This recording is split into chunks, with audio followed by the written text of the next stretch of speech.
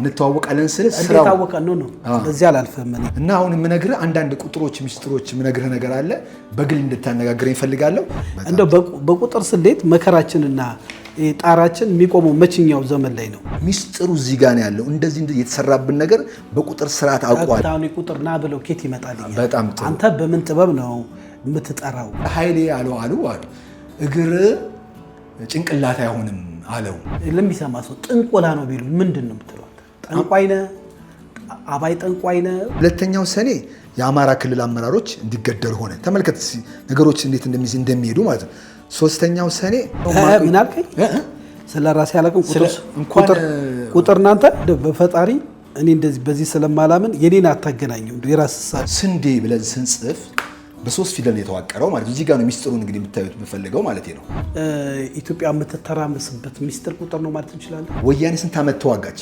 17 ዓመት ልብ ብለ ያዘ ልብ በሉ 17 ቁጥር ታስቦ ነው አልከኝ ያሰበው አካል ማለት ነው በ17 መርፌ የጠቀመው ቁምጣ ለለውጥ ያጎፈረው ዙፋን ላይ ሲወጣ አዲስ ንጉስ እንጂ ለውጥ መቼ መጣ 17 ቁጥር እንግዲህ እኔ ማይቆን ነው የምጠይቀው መተት ነው ጥንቆላ ነው ወይ በረከት ነው ምንድነው ባንተ ሐሳብ አሁን በዛ ጋር በ17 መርፌ እዚህ ጋር ደግሞ ኢቶሪካ ብለን ጽፍ 17 ነው ጽፌላችኋለሁ ማለት ነው እናንተ የምታውቋቸው እኛ ማናቃቸው ምንድነው ት 6 ነው ግ 6 ነው ሬ 5 ነው ስንጽፈው 17 ይሆናል ዳስጣል ብሎ ሰርቷል ኢቶሪካ የሚል ማለት ነው አንተም ያረከው ያንጠለጠልከው ቶ የሚል ነገር አለ የመጣሁበትም ዓላማ ምንድነው ይሄን ልሰራ ነው አጭሩ ቃል ኃይሌ ለፖለቲካ ውስጥ ቢወዳደር የሚወዳደርበት ቀመር እጅጋለ አገኘኝ እያለው ነው ግ 6ኛ ነው ዝም 6ኛ ነው ድም 6 ነው አየ ስንደምራቸው 18 ነው ከዓመተ ምህረቱ ጋር ይገናኛል ማለት ነው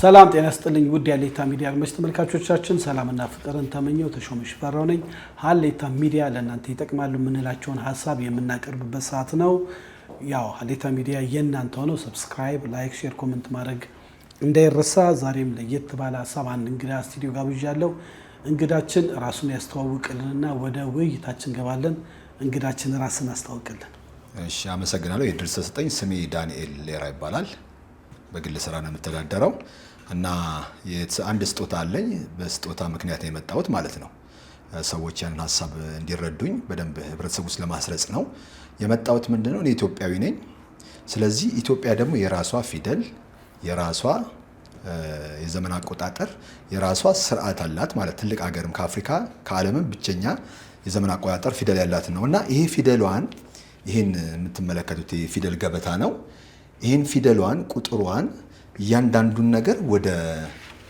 ፊደልና ቁጥርን በማገናኘት ዓለም ላይ ያሉትን ነገሮች በሙሉ በፖለቲካ ውስጥ በእምነት ውስጥ በተለያየ በፍልስፍናው በተለያየ አቅጣጫ ያሉትን ነገሮች በሙሉ ማወቅ ይቻላል በሚል የሰራውት የተሰጠኝ ስጦታ ቀመር አለ ያንን ለህብረተሰቡ ለማስተዋወቅ ነው የመጣሁት ቁጥሮችና ፊደሎችን ማገናኘት ማለት ነው መልካም እንግዲህ የኢትዮጵያ እንዳልከው የፊደል ገበታን የኢትዮጵያን የግዕዝ ፊደልን የኢትዮጵያን አቆጣጠርን ሚስጥር ገላጮች ናቸው ያ ሚስጥር ደግሞ ለኔ ጸጋው ተሰጥቶኛል ብለ ነው ከኔ ጋር መንገድ ላይ ተገናኝተን ወደ ህዝብ ለማድረስ እሺ መልካም እንደው ለመግቢያ ያህል ኢትዮጵያን በዚህ ከገለጽካት መቼም ኢትዮጵያ ሀገረ መንግስቷ ሲዋቀር ረዘም ያለ ዘመን ታሪክ ነው ያላት እና አንተ ከሰጠኝ አንዳንድ መረጃዎች የኢትዮጵያን ፖለቲካ ላይ ትንሽ እናውራ ለምሳሌ የጣሊያን መንግስት አለ የፋሺስት ኢትዮጵያን ይወረራት ከዛ ደግሞ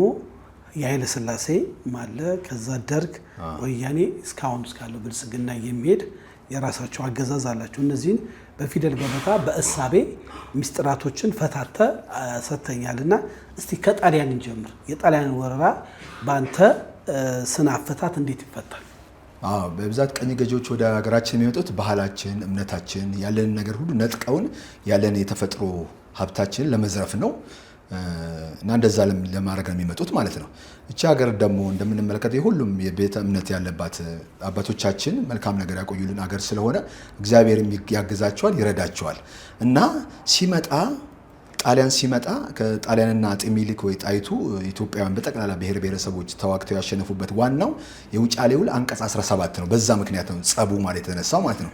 እንዴት 17ኛ አንቀጽ ላይ ጥል ሊነሳ ቻለ? ጣሊያን ለምሳሌ ኢትዮጵያ ሉዓላዊ አገር ሳትሆን በኔ እንደ ሞግዚት ሆና በኔ ስር ሆና ነው መተዳደር ያለባት በሚል አጼ ሚኒሊክ ትርጉሙን በደንብ ሲረዱ ያ ነገር ትክክል እንዳልሆነ ሲያውቁ ከዛ በኋላ እኔ ደግሞ ጥያቄ ጠይቃለሁ ስጦታይም ስለሆነ እንዴት በ17ኛው አንቀጽ ላይ ይሄ ነገር ሊነሳ ቻለ? ጦርነቱ ማለት ነው። ከዛ በኋላ እቺን 17 ቁጥር ያስኩና 17 ቁጥርን ብቻ ይዘን እስከ አሁን ገዢው አሁን 2018 ላይ ነው ያለነው። ገዢው ፓርቲ ብልጽግና አገር እያስተዳደረ ነው እና ከውጫሌ ውል ጀምሮ እስከ ብልጽግና አሁን ገዢው ፓርቲ እስካለበት ድረስ በምልክቶች ስመጣ 17 ቁጥርን እያንዳንዷ ስርዓት ውስጥ በተለያየ መንገድ በሃይማኖት ውስጥ፣ በፖለቲካ ውስጥ፣ በፍልስፍና፣ በእምነት፣ በሙዚቃ በተለያየ ነገር ውስጥ 17 ቁጥርን ማግኘት ይቻላል። ያቺን ቁጥር ከያዘን የምትነግረን ሚስጥር አለ። ለምሳሌ አሁኑ በሰሜንም በደቡብ በምስራቅ በምዕራብ በአራቱ አቅጣጫ ሀገር ውስጥ ውጭ ያላችሁ በጠቅላላ ገዢው ፓርቲ የመወዳደሪያ ምልክቱ ስንዴ ነዶ ነው። ስንዴ ነዶ ነው እንደምናውቀው ማለት ነው። እና አሁን እዚህ ጋር ነው ሚስጥሩ ማለት ነው። ለምሳሌ ስንዴ ብለን ስንጽፍ በ3 ፊደል ነው የተዋቀረው ማለት ነው። እዚህ ጋር ነው ሚስጥሩን እንግዲህ የምታዩት ብፈልገው ማለት ነው። ለዝና ለክብር ለመታወቅ በያር ላይ የመጣሁት የሰጠኝ ስጦታ ለማስተዋወቅ ነው የመጣሁት። ስንዴ የሚለውን ፊደል ያሳያቸዋል ስክሪኑ ላይ ማለት ነው። ጻፍልኝ ተሾመ ህብረተሰቡ እንዲረዳ አብራራ አንተ እኛ ለምሳሌ ስንዴ ብለህ ስትጽፍ 3 ፊደል ነው የተዋቀረው። ለምሳሌ ስድስተኛ ላይ ነው ያለችው። ለምሳሌ ይሁላችሁ እዚህ ጋር ፊደል ገበታው ላይ እየቆጠርክልኝ ሰ ሱ ሲ ሳ ሴ ስ 6 ቁጥርን ያዘልኝ።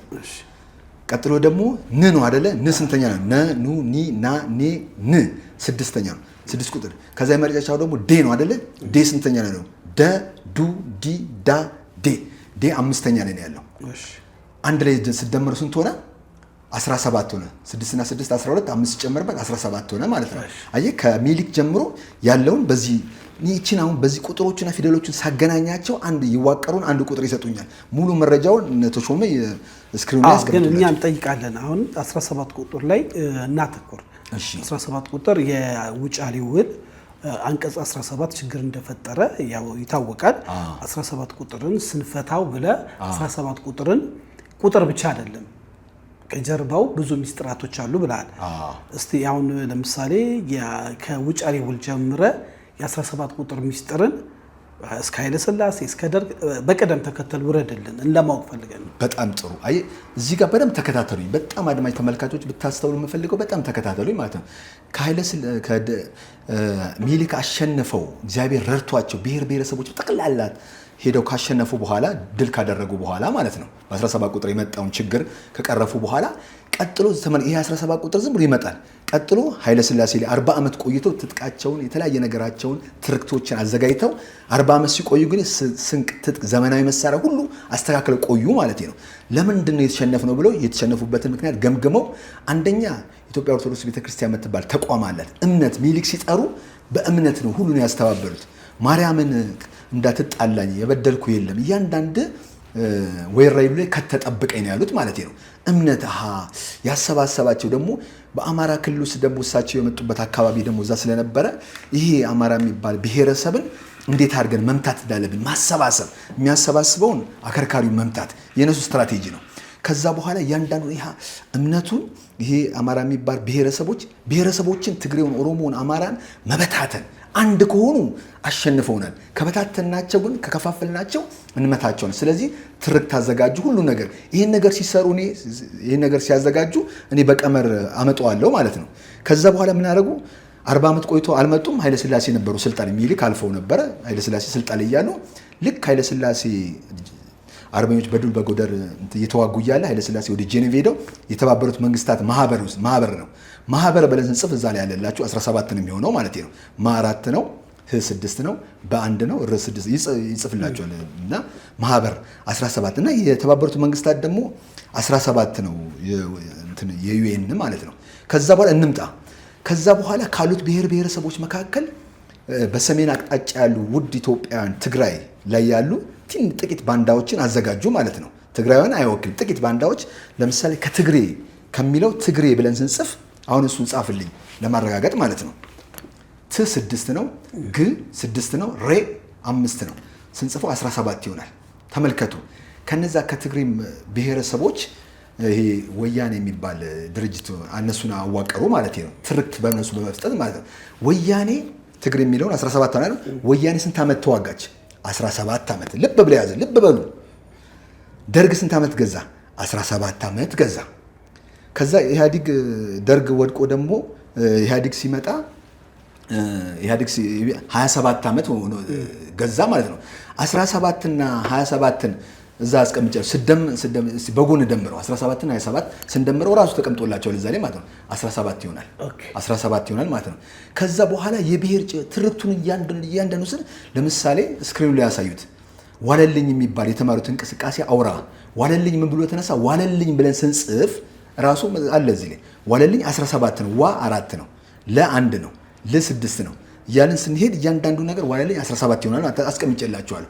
ከዛ በኋላ ያነሳው ሐሳብ ምንድነው? የብሔር ጭቆና ብለን ስንጽፍ 17 ነው። ስለዚህ ደርግ 17 ዓመት ገዛ፣ ኢህአዲግ 27 ዓመት ገዛ፣ 17 ዓመት ይሄን እያለን ስንመለከት ይሄን ያሳየናል ማለት ነው። ደርግን አነሳው። መልካም 17 ቁጥር ላይ እንቆይ። 17 ቁጥር ኢትዮጵያ የምትተራመስበት ሚስጥር ቁጥር ነው ማለት እንችላለን። ሁሉን ነገር መልካሙንም ክፉውንም እያንዳንዱ ነገር ይዛል። በዚህ ቁጥር ከሄድን መጨረሻውን ማወቅ ይቻላል። አሁን በባንዲራ ጉዳይ የምናነሳው ነገር አለ። እሱ ወደ ኋላ እንመጣለን። እሺ ባንዲራው ከዚህ ጋር የሚያያዝ ከሆነ አንተ ገለጸው። ጥሩ ነው እንዳላቋርጥ። እንግዲህ የተአምር ሀገር ነች፣ እግዚአብሔር ሀገር ነው። የሚጸልዩ ሰዎች አሉ። ምልክት ይሰጠናል እግዚአብሔር። ለእያንዳንዱ ነገር ምልክት አለ። ለእርጅና ምልክት አለ። ለህመም ምልክት አለ። ለእርግዝና ምልክት አለ። ለፖለቲካው የሚደረገው ነገር በሙሉ ፈጣሪ ምልክት እየሰጠን ነው። በዚህ በአንድ ቁጥር እስካሁን ድረስ ሲሄድ እስከ ብልጽግና ድረስ ሲመጣ ማለት ነው የተሰጠን የሆነ አንድ ሚስጥር አለ ማለት ነው። ለምሳሌ በዚህ ባንዲራ ብዙ ጊዜ እንጣላለን። ይሄ አረንጓዴ፣ ቢጫ፣ ቀይ የአማራ ነው የኦርቶዶክስ ነው እንትን ነው እያለን እንከፋፈላለን። ጣሊያን ነው በዚህ ይህን አፄ ሚኒሊክና ጀግኖች አባቶቻችን ይህን ባንዲራ ሰንደቅ ይዘው ሄደው ስላሸነፏቸው ይህን ማጥፋትን እነዚህ ነባር ሴቶችን በሙሉ መምታት ይፈልጋሉ። ስለዚህ አንዱ ከነባር ሴቶቻችን አንዱ መካከል ይሄ አረንጓዴ፣ ቢጫ፣ ቀይ፣ ቢጫ፣ አረንጓዴ የኛ ነው ማለት ነው። ይሄ ደግሞ የኛ የአማራ ነው የኦርቶዶክስ ነው ሳይሆን አባቶቻችን የቀደሙ ጂኒየስ ስለሆኑ ቀስተ ዳመና ከኖሆ ማለት ነው ከኖሆ ከአባታችን ይህንን ሰንደቅ ዓላማ እስከ 7 ህብረ ቀለማት እነዚህ ደማቆችን መርጠው ዳውንሎድ አድርገው ነው የሚጠቀሙበት ማለት ነው። ስለዚህ ይሄ ነገር ለመሆኑ ምን ማረጋገጫ አለ ስትል መጽሐፍ ቅዱስ ለሚያምን ከኖህ ጋር እግዚአብሔር አግሪመንት የገባበት ነው። እዚሁ ላይ ጽፌላቸዋለሁ። ባንዲራ ብለን ስንጽፍ 17 ቁጥር ይሆናል ማለት ነው። አይ በዘመናዊ ዓለም ነው ያለ ነው ይህን ነገር አረጋግጥልኝ ብለህ ስትል አሁን በስክሪኑ ላይ ተሾመ እንደሚያሳዩአችሁ ለምሳሌ አበበ ቢቂላ ኢትዮጵያዊ ነው። ኢትዮጵያዊን ወክሎ ቶኪዮ በሚወዳደርበት ጊዜ ከዛ በኋላ እግዚአብሔር ራሱ እንዲጻፍና የተአምር እንዲነገር ስለፈለገ ባንዲራው ራሱ ይናገራል ማለት ነው ሚስጥራትን። ለምሳሌ አበበ ቢቂላ ቶኪዮ ማራቶን ብለን ጎግል ላይ ብንገባ አበበ ቢቂላ ይመጣል። ደረቱ የተጻፈው ቁጥር 17 ቁጥር ነው። ልብ በሉልኝ። ባንዲራ ብለን ስንጽፍ ጽፌላችኋለሁ፣ ታዩታላችሁ እዚህ ላይ ማለት ነው 17 ቁጥር ነው። ከዛ በኋላ ቶኪዮ ኦሎምፒክ አይደለ? ቶኪዮ ብለን ስንጽፍ 3 ፊደል ነው የተዋቀረው። ቶ 7 ነው፣ ኪ 3 ነው፣ 7 እና 3 10፣ ዮ 7 ነው፣ 17 ቁጥር። ቦታው፣ ግለሰቡ፣ ባንዲራው እነዚህ በዓለም አቀፍ ደረጃ ምልክት ሰጠን ማለት ነው። እና ሁሉ ነገር በ17 ቁጥር ተጽፎ አለልን። አሁን የመረጥነው ፓርቲ ደግሞ ብልጽግና ሲመጣ ልክ እኔ ስክሪፕት እንደሚጽፍ ሰው ሁሉ ነገር እየተሰናሰለ ስርዓት ባለው መንገድ የሚመጣልኝ ማለት ነው። ለምሳሌ በምርጫው ወቅት ምርጫው ይደርስ የተወሰነ ወቅት ሲቀረው ቴዲ አፍሮ ሙዚቃ ወጣ ማለት ነው። ቴዲ አፍሮ ሁላችን የምናከብረው የምንወደው ማለት ነው። ሙዚቃ ሲያወጣ ይሄ ሙዚቃ በአሉታዊም በአወንታዊም ወደድንም ጠላንም በእያንዳንዳችን ላይ በፈለግነው ባልፈለግነው ተጽዕኖ አድርጎብናል ማለት ነው። ለምሳሌ ጓድ መለስ ዜናዊ በህይወት በነበረበት ሰዓት በ17 መርፌ የጠቀመው ቁምጣ ለለውጥ ያጎፈረው ዙፋን ላይ ሲወጣ አዲስ ንጉስ እንጂ ለውጥ መቼ መጣ ብሎ መለስ ዜናዊን በሐሳብ በግጥም በዜማ ሞገተው ማለት ነው።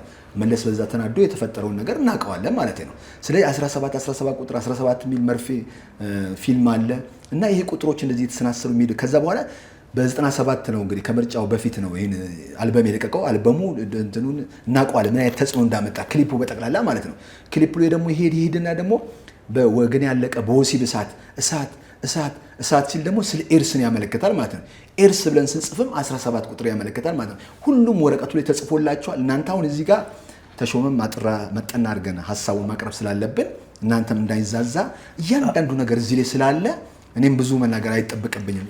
ይሄን ወረቀት ስክሪን ላይ ይሄ እንደ ማስረጃ ተጽፏል። ሁሉም ተሾሙ ግልጥልጣ ለምሳሌ አይ ከመጽሐፍ ቅዱስ ማስረጃ አለኝ ከፖለቲካ ማስረጃ አለኝ። ለምሳሌ ከመጽሐፍ ቅዱስ የመጀመሪያው ለምሳሌ ክፉና አመንዝራ ትውልድ የኔ ትውልድ ማለት ነው። ክፉና አመንዝራ ትውልድ አለ ጌታችን አምላካችን ኢየሱስ ክርስቶስ ስም አጠራሩ ይገባውና ይሄ ትውልድ እኔንም ጨምሮ ክፉና አመንዝራ ትውልድ ነው አብዛኞቻችን ማለት ነው ባለው ነባራዊ ሁኔታ ማለት ነው። ስለዚህ ከነብዩ ዮናስ ጀምሮ በኋላ ምልክት አልሰጠም ብሎ ጌታችን አምላካችን ወንጌል ተናግሯል ማለት ነው። ለምሳሌ ሉቃስ 11:29 ላይ ማለት ነው ዮናስ ብለን ስንጽፍ ይኸው ተጽፎላቸው ዮ 7 ነው ና 4 ነው ስ 6 ነው። ዮናስ አባታችን ለነነዌ ሄዶ እንደምጠፋ ነገረው። ከዛ በኋላ ዮናስ ደግሞ አመፅ አንተ ቸር መሐሪ ስለሆንክ ሄጄ ስነግራቸው ሰዎቹ ንስሐ ገቡ ከተመለሱ ይቅር ካል ሸሸ በመርከብ ተሳፍሮ ሄደ። ከዛ በኋላ እግዚአብሔር ምን አደረገ? የውቅያኖስ ሁሉ ገዢ አምላክ ስለሆነ ምን አስነሳበት? ማዕበል ብለን ስንጽፍ ራሱ 17 ይሆናል ማለት ነው። እቺ ደግሞ አሁን የቀድሞ ተርሴስ የአሁኗ ደግሞ ስፔን ነች። አሁን ጉግል ላይ ማየት ይችላለን። ስፔን ብለን ስንጽፍ 17 ነው። መጽሐፍ ቅዱስ ላይ ያለው ካርታ ላይ ያለው ስሙ እያንዳንዱ ነገር በሙሉ ተጽፎላችኋል። እዚህ መጽሐፍ ቅዱስ ላይ ስለ ሳሙኤል ስለተለያየ ነገር በሙሉ እንዳለ ጽፌላችኋል። በ17 ቁጥር ሁሉን ሚስጥር እንደዚህ አድርገን እንፈታለን። ለማሳጠር ነው፣ በጣም ረጅም ጊዜ እንዳይወስድባችሁ። መልካም። ቅድም ስታነሳ ስለ ቶኪዮ አንስተሃል። አበበ ቢቂላ የለበሰው 17 ቁጥር 17 እንዴት ተሰናሰ እንዴት ተገናኝ? ይሄንን ማወቅ ፈልገን ነው። 17 ቁጥር ከውጫሌ ውል ጀምሮ አሁን አንተ እንደምትነግረን 17 ቁጥርን አገናኝተህ ነግረዋል። ይሄ ሚስጥር ማን ነው ከበስተጀርባው ያለው? እዚህ ሚስጥር አሁን እኛ ኢትዮጵያ ውስጥ ያለ ነው እንደኔ አይነት ብዙ ሚሊዮን ምስኪን አለ። ቀኑንም ማቆጣጠር ማገጣጠም አንችልም። አንተ ደግሞ ተገለጠልኝ ብለህ ይህንን ነገር እያገጣጠምክ ነው እስከ መጽሐፍ ቅዱስ ድረስ ገብተህ ማለት ነው። ይህንን ጸጋ ማን ነው የሰጠ? መጀመሪያ ኬት አመጣው? ይህንን ነገ ይሄ እውቀት ከሌላው ተሰውሮ ለአንተ እንዴት አወቀው? ኬት አመጣው? ለምሳሌ እግዚአብሔር ሰዎችን አይንቅም። እኔ ከልጅነት ጀምሮ አንዳንድ ምልክቶች የማያቸው ነገር ነበረ። እንደ ማንኛውም ተራ ግለሰብ ስራዬን እሰራለሁ። እንደ ማንኛውም ሰው የምኖረው ምንም የተለየው ነገር የለም ከእናንተ ማለት ነው። ግን ምንድነው የሚለየኝ? ስጦታ ተሰጥቶኛል። ስጦታዬን በሂደት ነው ያወቅኩት ማለት ነው። እና ስጦታዬ ምንድነው? አንዳንድ ጊዜ የሆነ ህልሞች ያለው ለምሳሌ ያ ህልም በሂደት ማለት ነው የሆነ ጊዜ በትክክል ሲሆን ያለው ከአይምሮ ጋር የተያዘ ነው። እኔ ውስጥ ነው ያለ ነገር እናንተ ልታረጋግጡት አትችልም። እና በሂደት እያየው ፊደሎቹና ቁጥሮቹን ስመራመር ስጠይቅ ስለ ፖለቲካው ስለተለያየ ነገር ስጠይቅ በሂደት እኔ ሳይ ለምሳሌ የኢትዮጵያ ህዝብ በጠቅላላ የብልጽግና ፓርቲ መወዳደሪያው የፓርቲው ስንዴ ነው። ስንዴ መሆኑን ሁሉም ያውቃል።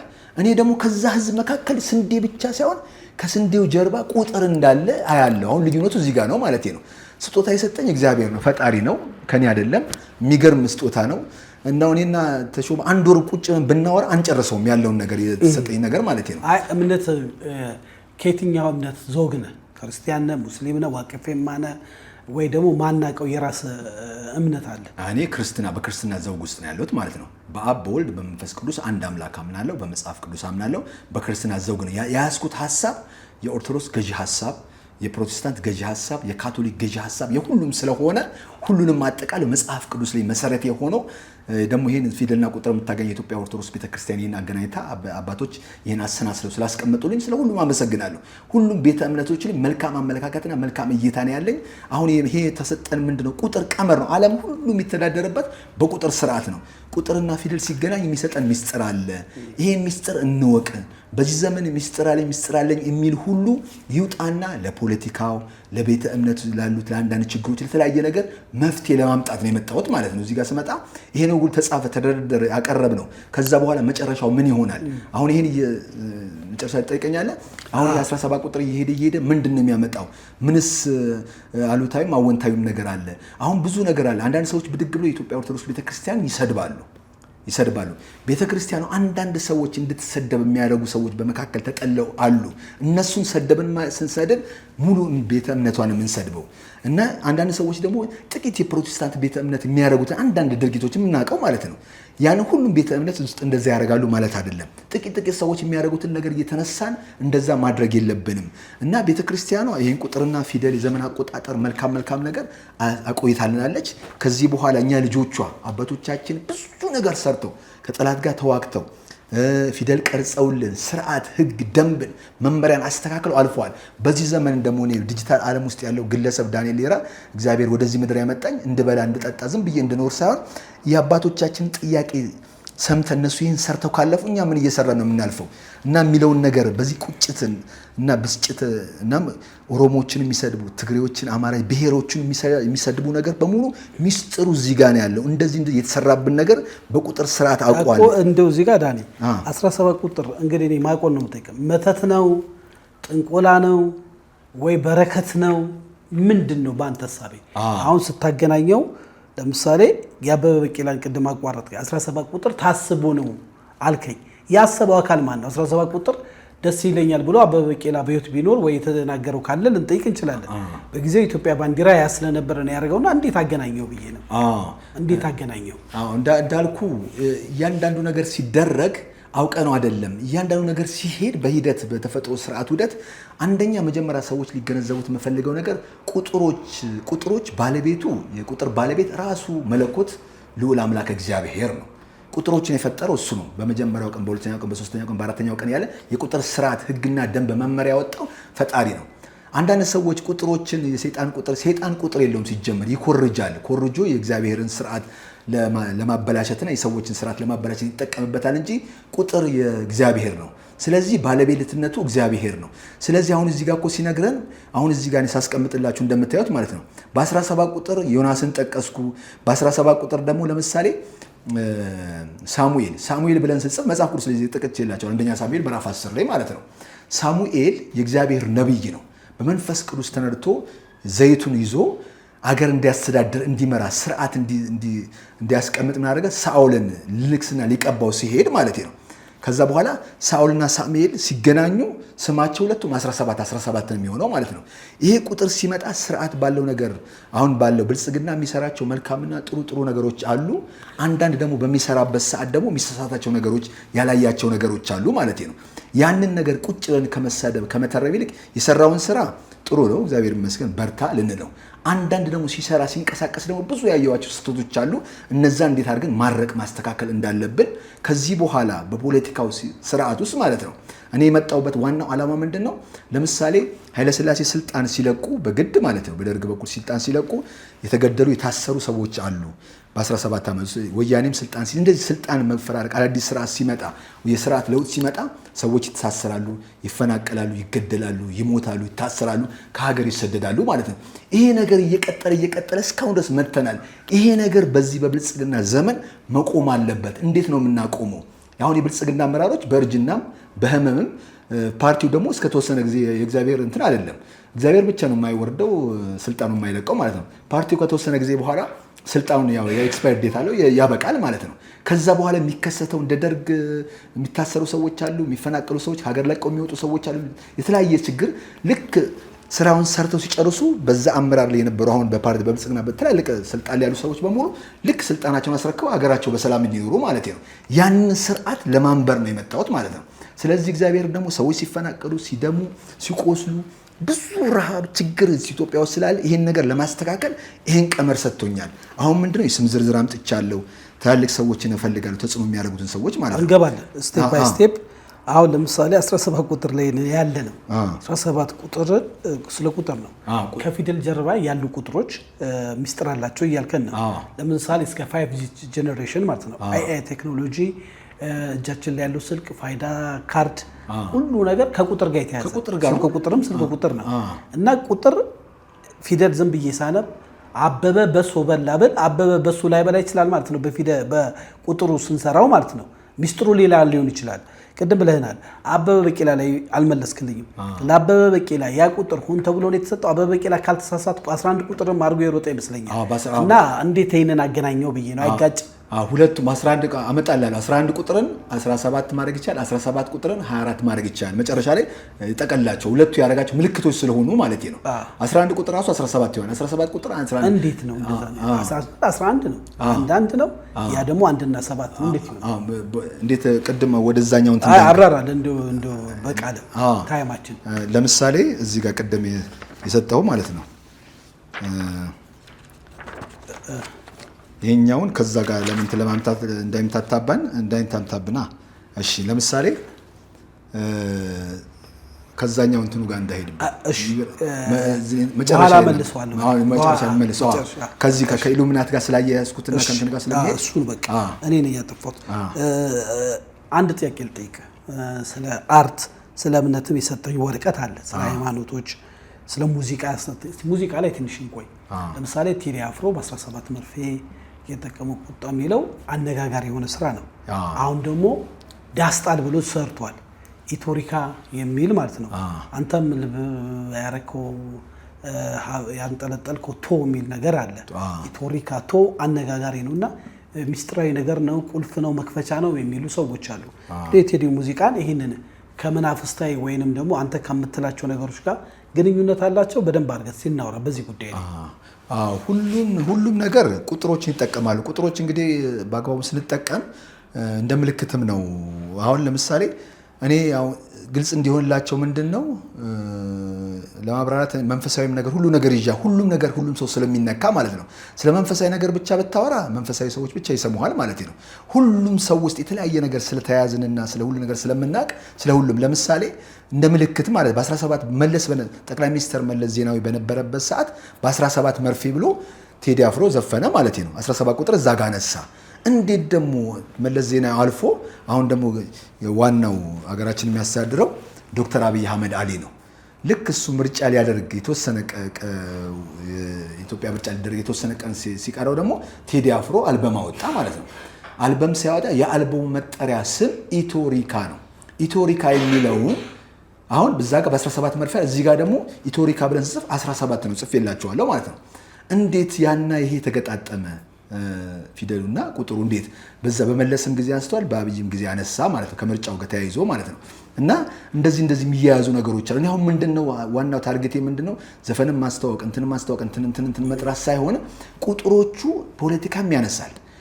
በእያንዳንዳችን ነገር ውስጥ ሁሉ ቁጥሮቹ ተሰድረው ተቀምጠዋል፣ ተደብቀዋል። ለምሳሌ አሁን እኛ ኢቶሪካ ብሎ ያነባል ሰው የበፊት አልበም አጠራሩ ምን እንደሆነ አናውቅም። ቴዲ እረስቸዋለሁ። ጃስት ተሰሪያ አሁን ይህንን ሲያደርግ ጀስት እሱ የመረጠው ለአልበም መጠሪያ ነው ብሎ ነው።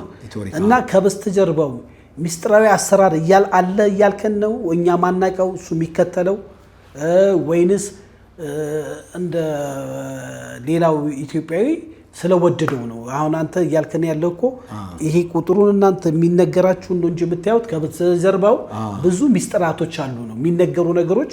ወደ በኋላ ላይ እንገባለን። ስለ ግዕዝ ፊደል የሚያነሳው አለ እና ብዙ ስለሆኑ እንደው ለአድማጮቻችን እንዲገባ ትንሽ እዚህ ላይ እናድርገው። አርቲስቶች ሲሰሩ፣ ፖለቲከኞች ሲመጡ፣ የሃይማኖት ሰዎች ወደ ስልጣን ሲመጡ ከበስተጀርባቸው ቀንና ሁሉ ነገር ተቀምሮ በደንብ ተሰላስሎ እየተሰራብን ነው እያልከን ያለው እሱ አስረዳ። አንደኛ አውቀውትም ሳያውቁትም ጥቂት ሰዎች በተለያየ መዋቅር ውስጥ የተደበቁ ሰዎች አሉ፣ ከመናፍስ ጋር ግንኙነት ያላቸው ማለት ነው።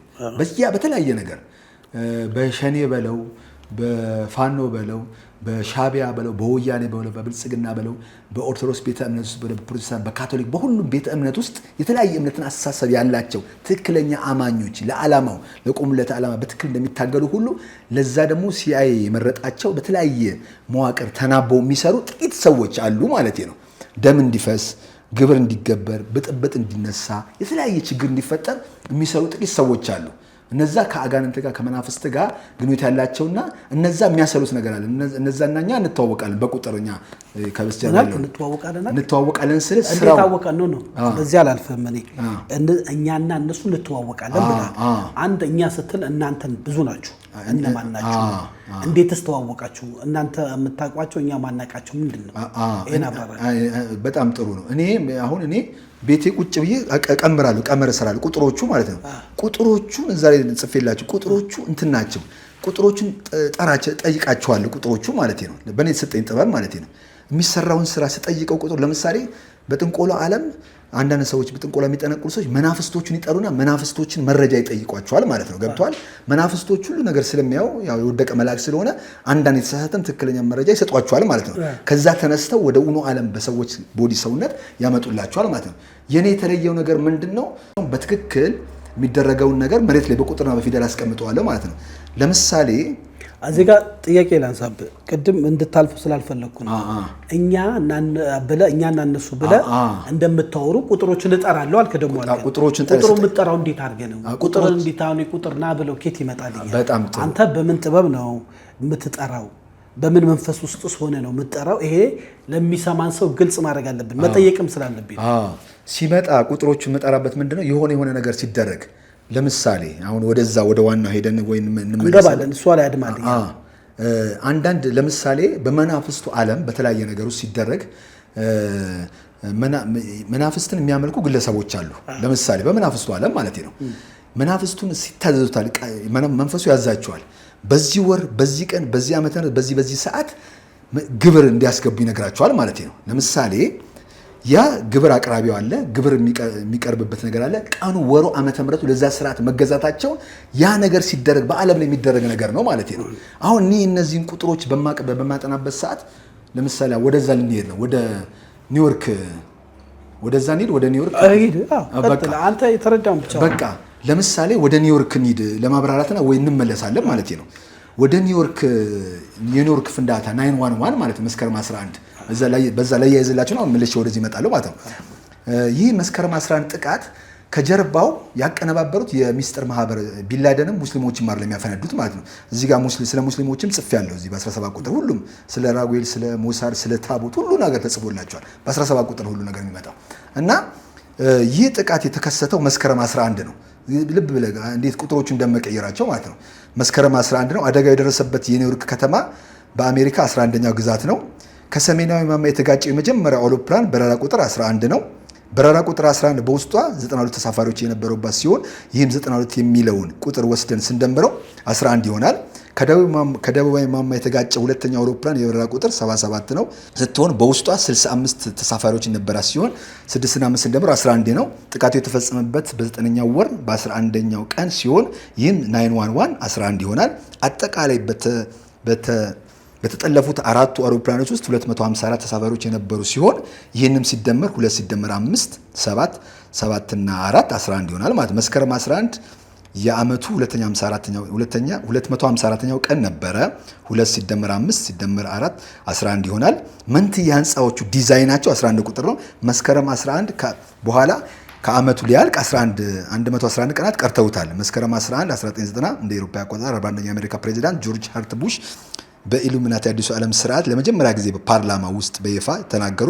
በዚህም ታሪካዊ ቀን 11 ዓመታት በኋላ በተመሳሳይ ቀን 911 ክስተት ተፈጸመ። አሁን እዚህ ጋር ታቀርብላችኋል ስክሪን ላይ ማለት ነው። ይሄን ሳይ እኔ በግዕዝ ፊደል ቁጭና ይሄን አየሁት አይደለ? ልቀይርልህ። አሁን በግዕዝ አሁን የምጠቀመው ግዕዝ ፊደል ነው አይደል? ይሄን ማን ነው ይሄን እንደዚህ ያደረገው? አሁን ይሄን ከጀርባው ይሄ ሁሉ እንዲሰናስል ያደረገው አጋጣሚ ነው ካለን በጣም ሞኞች ነን። አጋጣሚ ሳይሆን የሚስጥር ማህበሮች ከጀርባው አሉ። የአሸባሪ ጥቃት አይደለም ነው አይደለም። አዎ እሱን ሲያጃጅሏችሁ ማስረጃ አትለኝም? ማስረጃ አለኝ። ይሄው እንዴት አድርጌ ወደ ግዕዝ ፊደል ቀይረው እንዴት እነሱና እኛ እንተዋወቃለን ስል ይሄን ያደረገውን ሰው አሁን የነገርኳችሁን ማለት ነው እኔ በቁጥር አውቀዋለሁ። ለምሳሌ ይሄው የሚስጥር ማህበሮች እንትኑ ጂ ምልክት አያት ይታያቸው። ጂ ምልክት ይኸው ልጅ ይሄ እነሱ መጽሐፉ እስቲ ምንድነው? ኢሉሚናት የሚል ተስፋዬ አሁን ያነበብኩት ከዚህ መጽሐፍ ነው የወሰድኩት ማለት ነው። 11 ቁጥር ኢሉሚናት ማለት ነው።